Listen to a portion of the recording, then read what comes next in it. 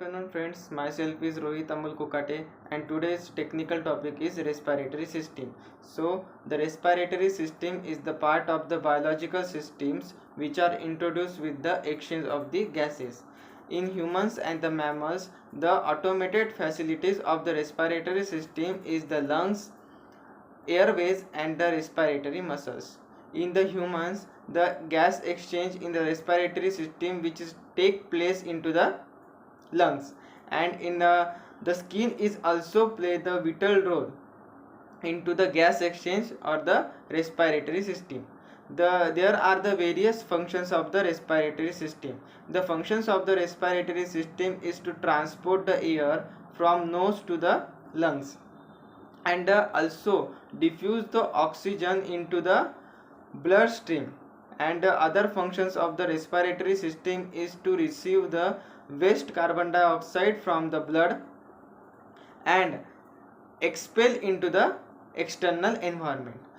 Okay, there the respiratory system is divided into the two tracks, that is the upper respiratory tract and the lower respiratory tract. So the part of the upper respiratory tract, that is the mouth, nose and a nasal cavity, pharynx and larynx. So the functions of the mouth, nose, nasal cavity is to get filter or warm the incoming air by this cavity. Then the second part of the upper respiratory tract, that is the pharynx. In the pharynx, the throat is divided into the two part, that is the trachea and esophagus. The trachea is also known as the windpipe and esophagus is also known as the food pipe. And in between trachea and esophagus present a flap cartilage is called as epiglottis, and which prevent the entry of food into the esophagus. Then the third part of the upper respiratory tract, that is the larynx. The larynx is also called as the voice box, where a voice is generated, and it prevent a trachea by generating the strong cough.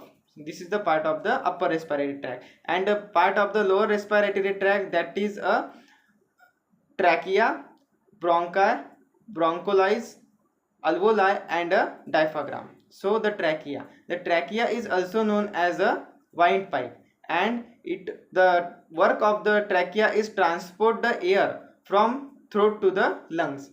The range of the trachea is 20 to 25 micrometer in diameter and 10 to 60 centimeter in length. So the inner membrane of the trachea, there is the presence of the thin tiny hair like structure called as cilia, and which protect or which catch a particle of the dust and remove by the coughing.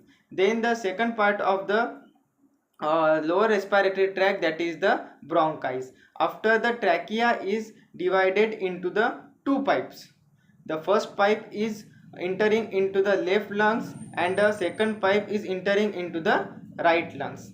The left bronchi means the left bronchi is a narrow, large and a more strong or more horizontal than the right bronchus.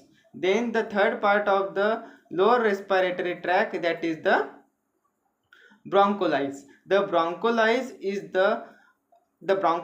the next part of the bronchi, means in which the bronchi is widely divided into the tiny thin tubes. That tubes is called as the bronchioles. The bronchioles is a very thin and less than 1 millimeter in the diameter. Then the second part of the lower respiratory tract, that is the alveoli. The alveoli is the individual hollow cavity which intended the alveolar sacs. The alveoli is the alveoli have the present a thin tiny walls which permit the exchange of the gases,